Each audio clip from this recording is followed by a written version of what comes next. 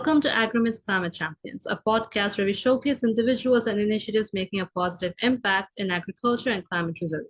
I'm your host, Tasnia Alam, and today we will discuss Generation Green, the Floridian impact, with our esteemed guest, Sean Schrader. So before we begin, Sean, would you like to introduce yourself to us? Well, hey, thank you very much for the opportunity to be with you. It's a real honor and a pleasure. I'm Sean Schrader. I'm currently wrapping up the final semester of my MBA program at the University of South Florida here in the United States, and have been fortunate to call the Tampa Bay region in Florida home throughout my entire life, and have had some really exciting experiences to advocate for environmental action, and I think the sustainable development goals and other things I think that we'll have a chance to talk about in the podcast. So again, That's great, Sean. That's amazing. So before we begin, we wanted to know what really motivated you to become involved in climate resilience?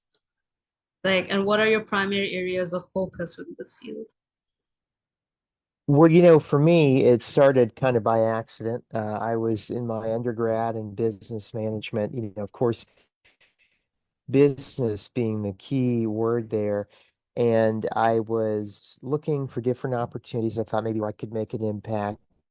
And I read about this program through the Millennium Fellowship Organization where you could apply to take on a small project in your own community, which sort of embodied and hoped to address one or many of the United Nations Sustainable Development Goals. And so to begin with, I applied for this and I thought, well, there's probably no interest in me doing this because I'm not an environmental science major. I'm not a science guy by any means close, and so I'm not a STEM guy either, and so my classes have taught me that over the years. But in all seriousness, I was like, I don't think this is really for me. And so I thought, well, the worst they can say is no, though, so I'll still apply. And so I applied with the Millennium Fellowship for an opportunity to address the Sustainable Development Goals in creating sustainable toolkits for students at my university, made up of things that don't have single-use plastic, like a pencil sharpener, eraser, a ruler, but made out of metal or bamboo, things like that,